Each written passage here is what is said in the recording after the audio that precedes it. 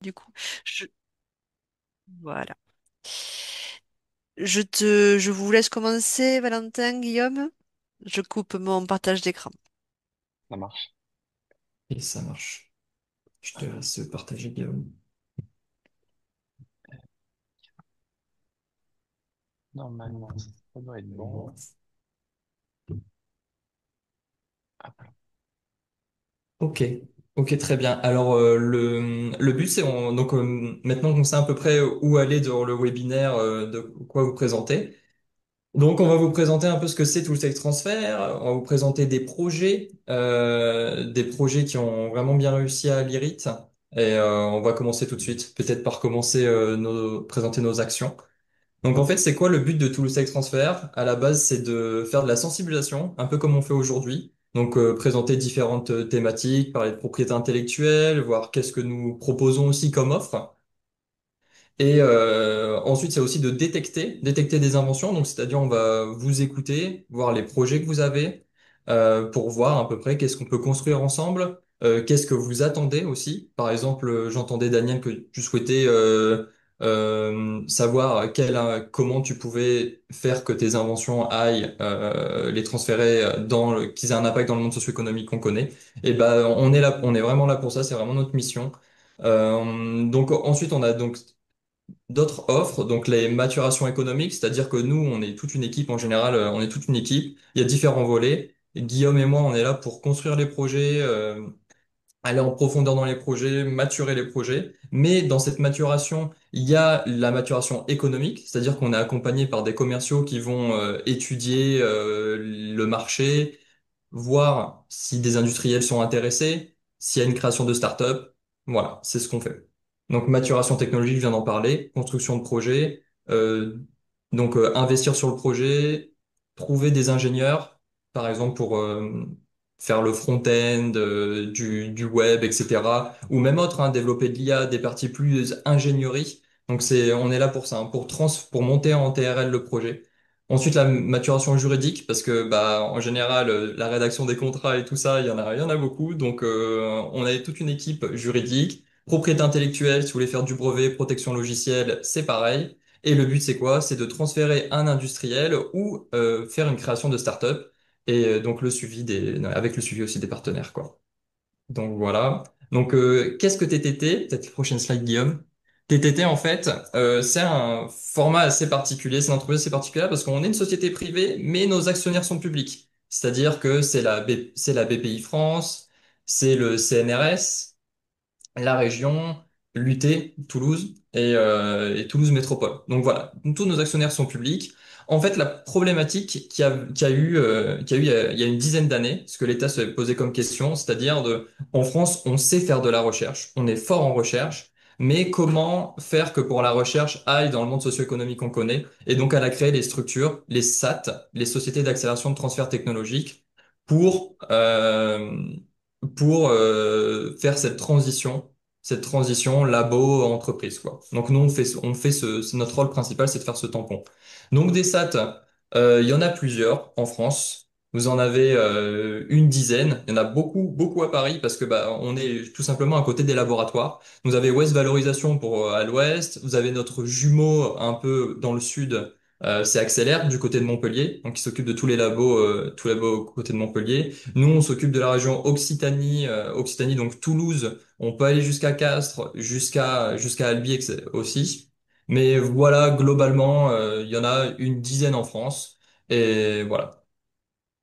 Donc, comme je discutais, on est toute une équipe. C'est-à-dire que sur chacun des projets qu'on monte, on est quasiment 7 à intervenir. C'est-à-dire qu'il y a un ingénieur brevet qui va s'occuper de toute la partie propriété intellectuelle, parce qu'il faut savoir que nous, on est copropriétaire de rien du tout dans ce qui se développe. On est mandaté par les établissements pour gérer ce côté propriété intellectuelle. C'est-à-dire, c'est quoi la propriété intellectuelle pour vous? C'est le logiciel, une IA, etc., quoi. Donc, suivant votre thématique, on aura des ingénieurs brevets qui vont définir la propriété intellectuelle de votre projet. Vous avez les business développeurs, ce que j'ai expliqué, c'est des commerciaux, juristes pour la rédaction des contrats, des NDA, si on travaille avec des partenaires, des entreprises, pour tout ce qui est confidentialité, directeur, donc le directeur projet, donc quelqu'un qui va nous chapeauter, Guillaume et moi, pour prendre les bonnes décisions aussi, hein, pour acter les décisions. Et on a aussi le volet Tech Intelligence. C'est un volet vraiment spécial qui permet de faire des cartographies en interne pour déjà définir, peut-être trouver des partenaires pour votre projet, quoi, pour faire une première cartographie des industriels présents dans vos thématiques. Ensuite, on peut vous montrer aussi la rétrospective un peu de l'année 2024. Qu'est-ce qu'on a eu comme en chiffres en projet. Donc en fait, à Toulouse Tech Transfer, chaque projet, pour que nous, un projet réussisse, en fait, on a une invention. Une invention, c'est un de vos projets. Nous, on va voir à peu près quel potentiel il y a marché sur le projet. Pour ça, admettons, il y a un potentiel, on va investir sur le projet. Ce projet, le but, c'est de qu'il y ait une licence. Une licence, ça veut dire vraiment le projet a réussi, un industriel a été intéressé, ou une création de start-up. Ça fructifie comment? On obtient une licence. Et si on obtient la licence, c'est qu'on a réussi. Donc, par exemple, au niveau des chiffres, on a eu 22 licences exploitées, 19 nouveaux projets cette année, et dont 9 startups et deux projets qu'on va vous présenter juste après, deux startups IRIT, 87 déclarations d'invention. Donc, les déclarations d'invention, c'est des inventions que vous avez déclarées. Donc, vous connaissez bien, je pense, les DI à l'IRIT. Ça correspond à 4,5 millions d'euros engagés sur tous les projets. Donc en général, les enveloppes, ça dépend. On en reparlera des offres juste après. Mais les enveloppes, ça va entre des sommes style dans les 50 000 euros pour des prématurations. Ou si on investit vraiment beaucoup plus sur les projets, ça peut aller à plus de 200 000 euros, 400 000 euros. Ça dépend vraiment le besoin aussi sur les projets et qui nous suit en termes d'industriel, par exemple, ou pour la startup. 21 brevets déposés et 2,1 millions de chiffre d'affaires grâce à tous ces transferts. Voilà. Donc, je vais vous présenter là une startup que vous connaissez bien, je pense peut-être de Hervé Bredin à Lyrit, qui est Pianote, qui a vraiment, pour parler un peu certain modèle économique. Donc, Pianote, c'est une boîte en IA issus vraiment du laboratoire IRIT, donc de Hervé Bredin. En fait, ils ont travaillé sur la diarisation. C'est-à-dire que on met un micro par exemple dans la salle, plusieurs personnes parlent, comment j'arrive à segmenter quelle personne parle à quel moment? Et ben, c'est ce que fait Pianote. C'est ce que fait Pianote. Ils ont fait une levée de fonds à 9 millions d'euros. Comment? En fait, ils ont un modèle économique, ce qu'on appelle le modèle économique le freemium. C'est-à-dire qu'ils ont une partie d'un modèle gratuit qui a déjà des bonnes performances qu'on peut utiliser, mais après ils ont un modèle payant, donc si beaucoup plus performant, développé en interne. Et nous, où est-ce qu'on a intervenu dans cette création d'entreprise? Ben, en fait, on s'est occupé de la partie propriété intellectuelle et on a financé un peu cette partie-là pour après le transférer à la startup. Donc voilà un peu ce qu'on est mandaté par les établissements pour gérer la propriété intellectuelle de ce côté-là. Donc voilà, Pianote, Hervé Bredin, c'est l'équipe Samova. C'est de l'open source. Tout est open source. Une partie communautaire et une partie payante ou qui est beaucoup plus performante que la partie communautaire, mais qui permet déjà comme un peu une démo qu'on peut déjà utiliser, quoi. Et vous pouvez aller regarder sur Hugging Face, ça fait une levée de fonds à 9 millions d'euros et c'est fait partie des IA les plus téléchargées sur Hugging Face. Donc voilà. Et je laisse maintenant Guillaume présenter Rolling Dot. Comme ça, vous allez pouvoir voir tout le process d'un projet avec TTT de A à Z. Voilà. À toi la main, Guillaume. Merci, Valentin.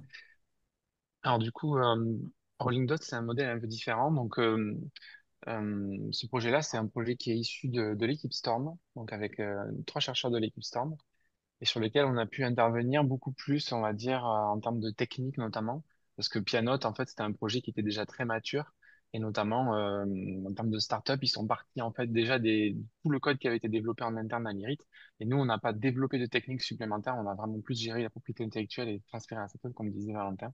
Là, au Rolling Dot, on avait un peu moins de maturité technologique, et on a pu travailler sur ce gap-là. Donc, ce projet-là, nous en interne, on appelait ça le projet Deep Edge, qui est une technologie issue des travaux de recherche, donc IRIT. L'idée, c'est de travailler à un modèle d'IA qui permet d'automatiser le traitement de nuages de points 3D. Donc concrètement, ça veut dire quoi? Ça veut dire par exemple, on se base sur des données qui ont été acquises par des drones avec des capteurs lidar qui viennent faire des acquisitions de grands jeux de données. Donc typiquement ici en bas à gauche, on a l'exemple avec les inspections par drone de lignes électriques haute tension. Et l'idée, c'est de venir analyser, ben, c'est des millions et des millions de points en fait qui sont traqués dans l'espace. Comment on peut automatiser cette analyse? Parce qu'aujourd'hui, beaucoup des entreprises qui travaillent sur ces données-là, ben, elles le traitent à la main avec des outils qui sont pas forcément hyper efficaces pour eux. Et donc, c'est très, très chronophage, quoi. Donc, il y a une vraie plus-value à venir traiter ces données massives automatiquement. Il y a aussi des cas d'usage, typiquement pour tout ce qui est inspection de pièces industrielles, parce que souvent, ils ont des scans 3D qui surveillent les pièces en sortie d'usine. Et l'idée, ben, c'est d'arriver à reconstruire un modèle 3D à partir de ce scan et s'assurer qu'on n'a pas d'erreur par rapport à la pièce initialement qui devait être créée. Ça peut être utilisé aussi notamment pour vérifier de la géométrie sur tout ce qui est bâtiment, détection de formes géométriques, etc. Donc, Deep Edge, c'est un projet qui est issu de plusieurs éléments différents. On a de base le modèle Deep Edge qui lui est un modèle qui prend des points un nuage de points en entrée et qui est capable de venir faire de la classification de ce nuage de points. Donc, on peut dire ce point-là, il appartient à un plan, celui-là, il appartient à une arête. Et en fait, l'idée, c'est d'aboutir plutôt à, souvent on parle de MVP, Most Valuable Product, c'est d'avoir un prototype qui soit prêt pour aller vers un produit commercial, qui venait intégrer ben, en fait cette brique-là et d'autres briques qui avaient été développées par le labo en open source et en propriétaire. Donc c'était un montage assez complexe au niveau de la technique et on avait même préparé aussi le terrain pour pouvoir intégrer une brique supplémentaire qui aujourd'hui est encore à l'état de recherche sur un autre labo. L'idée, c'est de faire converger tout ça dans une suite logicielle qui soit vraiment utilisable pour des clients finaux. Également, l'idée, c'est de pouvoir exploiter aussi certaines briques qui avaient été développées par l'équipe pendant une test cifre, en exploitant le fait que ce soit hors du domaine d'application de l'entreprise partenaire et qu'il y avait un intérêt justement à valoriser aussi ces résultats-là. Donc concrètement, comment ça s'est passé en fait ce projet-là? Donc il y a eu bien sûr tout le travail de recherche qui a été fait en amont pendant plusieurs années par l'équipe pour obtenir ces résultats-là et avoir un modèle qui arrivait à être bien plus performant que l'état de l'art sur ces problématiques-là.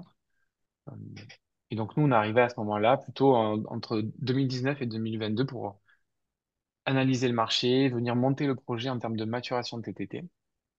Une fois qu'on a réussi à trouver un marché cible et une opportunité de création d'entreprise, ben, nous, on a monté ce qu'on appelle un projet de maturation. Donc, c'est un investissement de TTT sur le projet. Et donc, ça a permis de financer quoi? Un an et demi de technique, typiquement avec un ingénieur. Un chargé de projet, ben, c'était moi en l'occurrence. Tout le volet pays, donc analyse du projet, comment on dépose les titres de propriété intellectuelle, comment on approfondit le marché et comment on accompagne également ben, la création de l'équipe de la startup, l'équipe fondatrice de la startup. Donc accompagner les trois chercheurs qui souhaitaient être au conseil scientifique de la startup et les aider à monter, à trouver une équation qui fonctionne avec un CEO externe et un responsable commercial externe. Et ensuite ben, gérer toute la contractualisation de tout ça. Donc le process a été un peu long parce que nous, on a travaillé à embaucher un ingénieur de recherche qu'on a détaché après à l'IRIT à travailler dans l'équipe Storm pour aller vraiment vers le développement du produit, intégrer les différents algorithmes, trouver le CEO. Et après, nous, on travaille aussi à accompagner à l'obtention des premiers financements de la startup. Donc typiquement, on parle de la bourse French Tech Lab, qui est une bourse de BPI qui vient aider en amorçage avant la création de l'entreprise pour notamment faire du portage salarial du futur CEO, aider à la prospection commerciale, des choses comme ça. Donc, la formule a un peu changé là, à partir de maintenant, de cette rentrée 2025. Donc peut-être que les actions seront plus tout à fait les mêmes avec BRT mais c'était ce qui s'était fait en 2023, qui a abouti en fait à la création de la startup l'année dernière euh, en juin 2024. Donc nous, après, on a pu transférer les résultats qui ont été obtenus à la fin de la maturation technique en octobre 2024. Et en fait, vu qu'ils avaient commencé à déjà obtenir des premiers levées de fonds, premières promesses de clients, ben, ils ont pu embaucher directement l'ingénieur qui avait été embauché avant dans l'entreprise. Voilà. Ce qui est intéressant aussi sur ce projet-là, c'est que nous, on a réussi à obtenir un cofinancement. Il y a des stratégies nationales d'accélération qui ont été mises en place par l'État dans le cadre des projets France 2030. Et donc, ça permet d'avoir des labels France 2030 sur les projets et d'avoir des allègements en termes de charges pour l'investissement. Donc, c'est assez intéressant. C'est sur des stratégies spécifiques. Donc, typiquement, il y a de l'IA, il y a tout ce qui est santé numérique, etc. Il y a pas mal de thématiques sur lesquelles l'État a vraiment fléché des financements pour la maturation technologique, donc pour le transfert de technologie en complément de la recherche. Et là, cette année, au niveau de ce projet-là, et on a les premiers clients qui sont en train de signer avec la startup. Ils ont pu obtenir un nouveau financement de BPI qui est là pour une fois que l'entreprise est créée, au démarrage de l'entreprise. Le concours scientifique des chercheurs a pu être mis en place également pour qu'ils puissent continuer à conseiller en fait la stratégie R&D de l'entreprise et préparer le levée de fonds. Pour nous, ça se concrétise comment en termes de transfert de technologie? Ben, c'est qu'on a eu le contrat qui a été signé l'année dernière et nous, on gère après tout ce qui est conditions d'exploitation de la technologie qui appartient à l'IRIT avec des retours financiers vers TTT qu'on partage avec les tutelles de l'IRIT et qui sont aussi reversés vers les inventeurs publics. Et après, on fait tout ce qui est suivi de participation au capital, soutien au levée de fonds, etc., puisque TTT est actionnaire en fait de la startup. Voilà pour ce retour d'expérience un peu sur le projet Rolling Dot, qui était un gros projet en termes de numérique pour TTT. Et l'idée là, c'est de basculer un peu sur les actualités et l'offre plus en plus large en fait de TTT pour les RIC. Donc, comme disait Guillaume, on va plus passer maintenant sur l'offre TTT, un peu les différentes parties. Alors notre métier, on profitait aussi pour parler un peu de CNRS Innovation à ce moment-là, pour aussi parler des synergies ensemble. Donc en fait, en général, vos inventions, elles sont à intérêt 1 à 2, parce que bah, c'est des inventions qui sont issues de laboratoire, c'est un prototype, on va chercher le prototype de recherche. Bah, par exemple, des financements comme le CNRS Innovation vous permet de monter un peu plus en TRL, d'avoir peut-être un prototype plus abouti. Et d'avoir un prototype plus abouti, nous, on intervient un peu après ou au moment du prototype pour essayer de le maturer et de le pré-industrialiser pour que un industriel puisse l'utiliser dans sa technologie, bien sûr avec du redéveloppement parce que bah nous on fait la pré-industrialisation donc on va essayer de monter le plus possible en TRL et après de leur transférer mais après c'est du quand le logiciel on connaît bien, c'est du logiciel en prod, c'est ça doit s'intégrer dans leur infrastructure, c'est complexe. Voilà à peu près où on intervient. Et donc le but, c'est de détecter, de protéger vos résultats. C'est hyper important de protéger vos résultats. Par exemple, sur certaines formes bah, admettons, si c'est du code source, on va regarder les licences. Est-ce qu'il y a des licences contaminantes comme GPL que vous avez utilisées? Voilà, on va faire vraiment une rétrospective de toutes les licences que vous utilisez pour votre logiciel, par exemple. Ensuite, il y a comme j'expliquais avant, il y a le marché, et après, on va voir si on peut financer le projet, et si on investit dans le projet, et pour le transférer. Voilà. Donc, Guillaume, peut-être prochaine slide. Donc, les offres. Guillaume vous a déjà expliqué pas mal et donné un exemple. Vous avez cette slide en tant qu'info, mais voilà, elle est composée en quelques parties. C'est-à-dire qu'on a là pour protéger la propriété intellectuelle, pour se charger de l'API de votre projet. On peut faire une prématuration, on va faire un premier financement pour financer un peu plus le prototype que vous avez et pour ensuite aller sur une maturation. Donc maturation, beaucoup plus de financement. On va aller chercher la BFT Lab, comme vous avez vu, plus tard la BFTE ou voilà, ou les SNIA s'il y a de l'IA par exemple.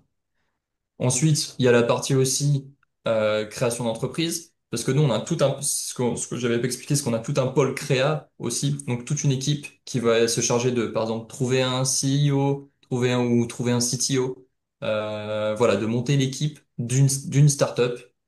Nous, on a toute une équipe qui se charge de ça. Peut-être pour compléter ce que tu disais, Valentin, justement, l'idée, c'est que nous, en fait, le, Oui, donc, oui. le cœur de l'offre TTT, c'est vraiment la maturation technologique qui vient vraiment en fait s'articuler complètement avec peut-être ce que va vous présenter Charles juste après, mais plus sur la partie un peu plus amont pour nous en termes de maturité technologique sur tout ce qui est prématuration, par exemple, sur CNRS, projet open, etc. On peut intervenir au niveau de la prématuration, mais c'est plus ponctuel. Ça peut être typiquement si on identifie vraiment un fort potentiel marché sur une technologie. Mais nous, on peut argumenter et arriver à débloquer un premier budget pour commencer à avancer un peu plus vite le prototype pour aller vite, en fait. Et aussi, ça nous permet également de couvrir les dépenses que peuvent engranger les frais de propriété intellectuelle. Typiquement, quand on veut protéger un résultat que vous avez obtenu par un brevet, c'est quelque chose qui a un coût assez important. C'est nous qui prenons en charge ce coût pour le laboratoire. Donc nous, c'est un projet qu'on appelle de prématuration, parce qu'on investit de l'argent sur la propriété intellectuelle de ce projet. Voilà. Et après, typiquement, ça, on pourra en reparler si vous avez des questions à la fin, mais sur tout ce qui est l'aboutissement des projets. Nous, c'est vraiment que ça soit utilisé par une entreprise demain dans le monde socio-économique. Donc, soit une entreprise qui existe, comme disait Valentin, donc là, c'est un transfert, nous, qu'on appelle direct, soit une création de start-up. Et là, bah, il y a plusieurs chemins pour y arriver. Des fois, ça peut être 100% sur le projet de maturation de TTT, comme c'était le cas pour Rolling Dot, où on a travaillé avec l'équipe en amont, et après, on a travaillé sur l'accompagnement tout le long de la maturation technique. Des fois, ça peut être aussi, ben, on prend le relais après un projet de prématuration de CNRS, comme c'est le cas sur un projet que j'ai actuellement avec l'équipe Ellipse, où il y avait une première volée de prématuration de CNRS pour essayer d'identifier les opportunités de start-up. Et nous, on a complété ça par une maturation technologique pour améliorer la technologie et aller jusqu'à la création de l'entreprise. Et donc, qui s'est créé, je crois, il y a une semaine. Et là, on est encore dans la phase gestion du transfert vers l'entreprise. Donc, c'est vraiment, nous, la finalité, c'est vraiment que vos travaux soient exploités par une entreprise dans leurs produits commerciaux. Donc, des fois, ça peut ne pas être faisable. Il y a plein de variables possibles. Mais on est vraiment là pour essayer d'analyser cette opportunité-là et essayer de financer ben, ce fossé qu'il peut y avoir entre le labo et l'entreprise. Sur les actualités plus récentes, peut-être, hein, euh, Et oui, oui, oui, tout à fait. Alors, bah, les actuelles plus récentes, on a le doc d'Occitanie. Donc, si vos doctorants ont des velléités d'entrepreneuriat, vous avez le doc d'Occitanie, ils peuvent souscrire. C'est un projet qui revient chaque année, voire 2 fois par an, qui a un accompagnement pendant un an, une séance tous les mois pour travailler, par exemple, les soft skills, quelle posture je dois avoir en tant que CEO, CTO, tout et voilà donc le doc d'Occitanie et vous avez aussi le l'offre ANR spéciale ANR donc développée par Tech Intelligence donc une partie de chez nous en fait quand vous connaissez mieux que moi en recherche mais lors des dossiers ANR vous avez une petite partie valorisation et ben nous on peut intervenir pour aider à rédiger cette partie donc trouver des cas d'usage industriels ou voir un peu comment on peut valoriser votre invention. Et aussi, au sein du projet, faire des cartographies régulières et un suivi du projet pendant 3 ans. Je crois que c'est bien trop, c'est 3 ans à scanner qui sont les acteurs industriels sur le projet, quoi. Et les concurrents potentiels. Peut-être Guillaume, je te laisse compléter. oui, après, si vous avez des questions sur ce sujet, n'hésitez pas à contacter le service de Charlotte, on pourra en reparler ensemble. Mais l'idée, c'est vraiment de venir, comme disait Valentin, aider à mieux caractériser en fait les impacts possibles de votre projet ANR, en fait. Donc vraiment venir après positionner les résultats pour des applications, on va dire, industrielles. Et donc nous, ils ont packagé en fait une offre spéciale pour ça, qui peut des fois rentrer dans les budgets des ANR justement, en fonction de votre besoin aussi peut être très léger ou plus poussé, comme disait Valentin, sur les différentes années du projet. Sur Doc d'Occitanie, juste, j'insiste un peu dessus parce qu'en fait, on est sur la dernière semaine avant le jury de cette session. Donc, si jamais vous avez dans vos équipes des doctorants qui ça pourrait intéresser, n'hésitez pas à leur pousser l'information. Ils ont jusqu'à vendredi, je crois, vendredi soir ou lundi pour postuler.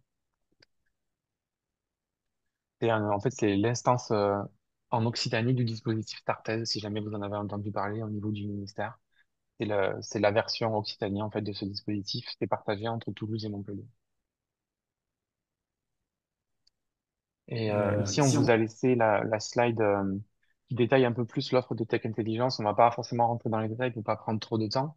Mais l'idée, c'est que euh, c'est une cellule interne en fait de renseignement économique, donc qui vient faire de l'analyse vraiment sur des portefeuilles de propriété intellectuelle des entreprises, des laboratoires, les publications, des choses comme ça, qui viennent nous aider à positionner vraiment suivant les cas d'application, la chaîne de valeur sur le marché potentiel de votre technologie bah, qui existe un petit peu là-dedans, quel est l'écosystème commercial et industriel de ce domaine applicatif.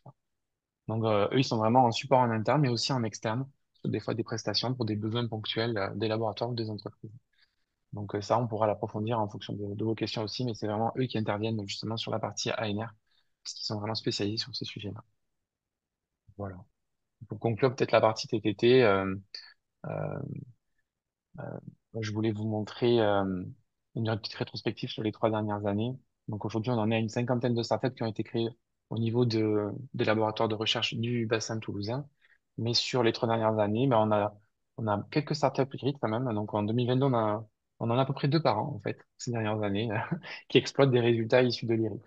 Donc l'année dernière, on a parlé de Rolling Dot et de Pianote. L'année d'avant, on a eu notre startup Wavebrain qui aujourd'hui est toujours en phase de R&D, qui exploite des résultats qui ont été développés par l'IRIT. Et Poésie, c'était un peu particulier. C'était une startup extérieure qui est venue chercher en fait de l'expertise et une technologie qui était développée au sein de l'équipe Samova qu'on a pu transférer en fait à la startup. Voilà. Du coup, bah, je propose de vous rendre la parole, Charlotte, Pauline, pour prendre la suite de la présentation et on répondra à vos questions, bien sûr.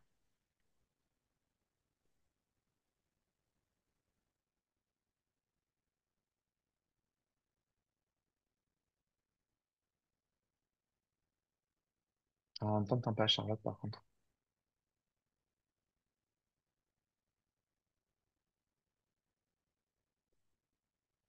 Là, ça va marcher.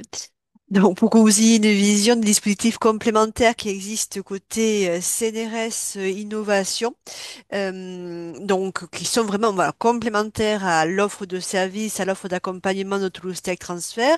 Du fait que nous sommes une UMR, nous pouvons bénéficier d'un accompagnement et de financement de la part de CNRS Innovation, qui est la filiale de valorisation du CNRS.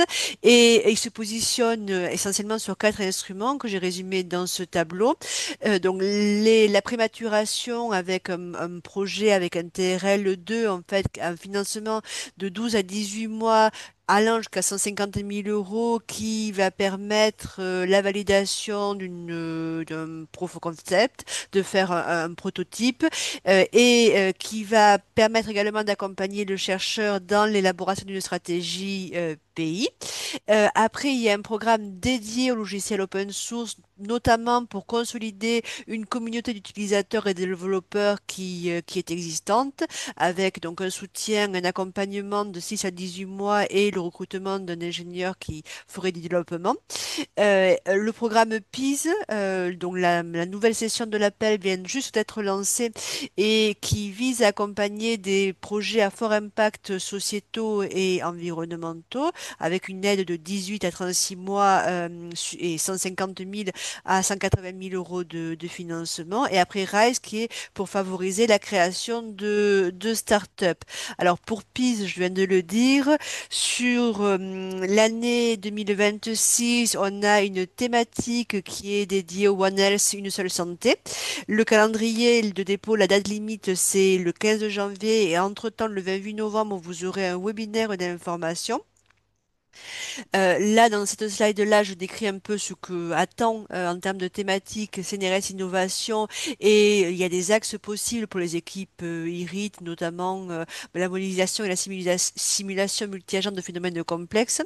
Et j'ai également pensé à des approches en traitement du langage pour analyser le discours sur les crises sanitaires environnementales. Je pense que ça pourrait intéresser pas mal d'équipes de l'IRIT. Sachez qu'à l'IRIT, nous avons déjà eu un lauréat du programme PIS 2024, qui est Philippe Truyet, sur un logiciel, enfin une interface, un outil numérique qui sert à modéliser des claviers pour faciliter l'apprentissage des mathématiques, en fait, par des élèves qui présentent des handicaps. C'est Philippe Truyet, donc, qui est responsable scientifique de ce projet. Pour la prématuration CNRS Innovation, les candidatures se font au fil de l'eau. Donc l'objectif c'est quand même c'est qu'il y ait un actif pays donc qu'il existe un droit de propriété intellectuelle, un objet de propriété intellectuelle qui puisse être valorisé. Donc il faut pas arriver les mains vides. En gros, c'est pas une idée qu'on va concrétiser dans un projet, c'est quelque chose qui a déjà été concrétisé sous une forme existante, sachant que c'est en deux phases, hein. Il y a une détection des potentiels projets et après une sélection avec une audition des candidats. Et l'Institut Sciences Informatiques du CNRS est là pour vous aider à préparer votre audition.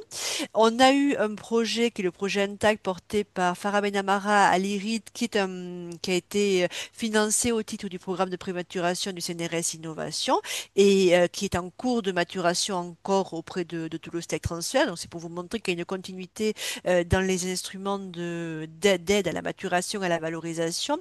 Après, côté programme Open pour la valorisation des logiciels libres, on a également eu un projet qui a été retenu, qui est toujours en cours, le projet Dopamine, qui est porté par Jean-Denis Duroux, dont je communiquerai ensuite les slides. Et n'hésitez pas à aller vers ces chercheurs pour leur demander un retour d'expérience. Voilà. Et pour le programme RISE, qui est le programme d'aide à la création des entreprises, on a deux promotions chaque année. Là, la première promotion, ça y est, elle est clôturée. Il y en a une, il y en aura une prochaine qui s'ouvrira en avril. Et on a eu également un lauréat à l'IRID de ce programme, qui est Christophe Jouffret et Bernard Oriola sur le projet DERI, dossier ensuite qui a été repris par Toulouse Tech Transfer, qui les a accompagnés jusqu'à la création de start-up. Et je crois elle est créée, ça y est ou pas? Et justement, le projet dont je parlais juste avant, voilà, qui vient Ah de se voilà, c'est créer ça. là cette semaine, ouais. Voilà. Voilà, et donc pour candidater, en fait, l'interface du CNRS est un peu mal faite parce que on vous demande des validations du SPV, de TTT, mais vous savez pas quand vous déposez exactement qui sont les points de contact. Donc c'est là où va intervenir le service partenariat pour faire une préinstruction du dossier, vous adresser vers les bonnes personnes. On travaille toujours en lien, quels que soient les instruments de financement, avec Toulouse Tech Transfer et le service partenariat et valorisation du CNRS, qui, comme il est un peu éloigné du laboratoire parce qu'il gère pas nos projets, en fait, ne connaît pas le potentiel de valorisation de nos projets. Et c'est pourquoi ce lien est important parce que lorsque les dossiers sont évalués, en fait, les CNRS Innovation revient vers nous ensuite, laboratoire TTT et SPV, pour avoir des compléments d'information. Et donc, ça évite de perdre du temps si le projet est retenu en première intention. Et juste un point également, les crédits sont ensuite gérés par le laboratoire sous une ligne CNRS. Il n'y a pas de dérogation de gestion, donc quelle que soit la tutelle qui vous héberge, la gestion se fait côté CNRS et il n'y aura jamais de frais de gestion. Voilà, je suis allée très vite, mais vous aurez les slides pour plus de détails. Et je crois que nous continuons sur une session de questions-réponses.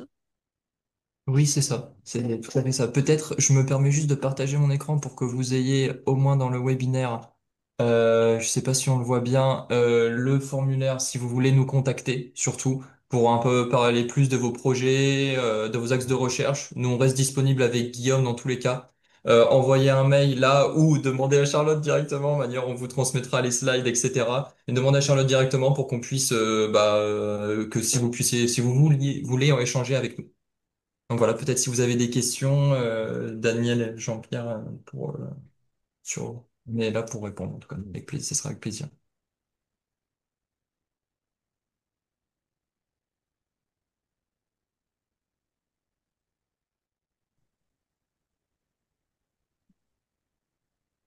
Pas de questions? Non, pas de questions? Ah, moi, j'ai oui, quelques questions. Mhm. Et, pour candidater à ce type de soutenance, il faut avoir une affiliation. Ça veut dire, il faut... Parce que moi, par exemple, j'ai fini mon doctorat et après, je suis pas lié à l'élite ou à l'université. Comment ça se passe? Alors, vous êtes sur quel contrat? Vous êtes financé par dans quel cadre? Par moi-même. Ok. Le Euh, doctorat part-time. Je travaille comme indépendant, alors, à côté, je fais le doctorat. Alors, dans ce cas-là, en fait, il faut vous rapprocher du permanent IRID qui encadre votre thèse, ce qui va permettre de faire un suivi de dossier auprès de Toulouse Tech Transfer. On suppose que ce à quoi vous avez abouti, vous n'avez pas fait seul, vous l'avez fait également avec l'encadrant. Donc, il y aura toujours un Mhm. auteur IRID appartenant aux tutelles de l'IRID. Et ben, le premier enjeu, ça va être ben, justement l'intervention de TTT pour ben, clarifier le partage de la propriété intellectuelle avec vous en tant qu'auteur indépendant puisque vous n'avez pas de contrat hérite. Donc voilà, ce serait un préalable de rencontrer TTT pour voir qualifier l'innovation, voir les apports des permanents hérite et clarifier la propriété intellectuelle. Bah, tout à fait, Daniel. Guillaume, je vais te laisser partager peut-être une slide qui peut t'expliquer un peu tout le processus de façon plus claire.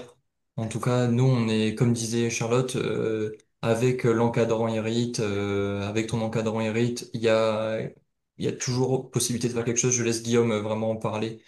Euh, Et Mhm. en complément, alors typiquement l'accompagnement de TTT, c'est au fil de l'eau aussi, hein. C'est vrai que ça, on l'a pas dit avant, mais il n'y a pas vraiment d'échéance particulière, pas d'appel à projet. C'est vraiment, on échange, on voit qu'on se dit qu'il y a quelque chose à faire.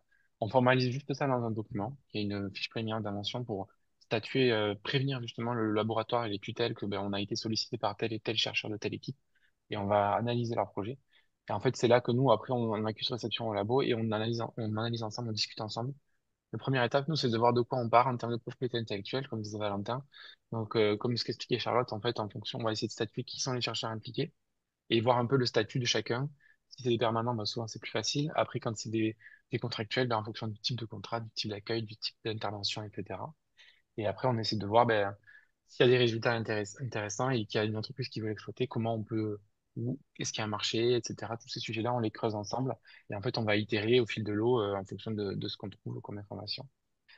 Euh, Ok, pour le dispositif de Doxitanie que je mentionnais juste avant, c'est aussi accessible aux post-doc, donc aux docteurs qui ont soutenu, je crois que c'est dans la première année ou les 2 premières années après la soutenance de thèse, ça reste accessible comme dispositif. En fait, c'est un dispositif qui est cofinancé par la région et l'État. Et donc, comme l'accompagnement est personnalisé, ça peut être aussi intéressant après, parce que ça permet d'avoir de la sensibilisation sur tout ce qui est propriété intellectuelle, protection, exploitation de résultats, et plus le volet, on va dire, business, marché, on peut mieux se projeter sur l'exploitation de ces résultats de test, par exemple. C'est vraiment personnalisé pendant un an à peu près, une fois par mois en général, un rendez-vous personnel, accompagnement sur ça. ok. Et moi, je suis pas toujours à Toulouse. Est-ce que je peux vous écrire dans le mail pour voir peut-être faire un rendez-vous en décembre? Oui, oui, bien sûr. Après, nous, on peut intervenir en visio ou on peut se déplacer à direct. Enfin, il n'y a pas de. On est basé en fait à la Maison de la Recherche et de la Valorisation sur le campus de l'Université Paul Sabatier, mais on intervient sur tous les sites en fait des laboratoires de Toulouse après, donc il n'y a pas de souci. Ok.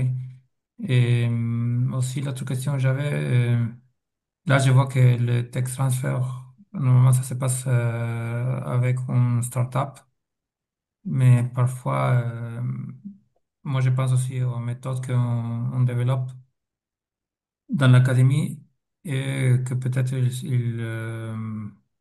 ils n'ont pas besoin d'un startup ou c'est juste valoriser la méthode dans les entreprises qui existent déjà.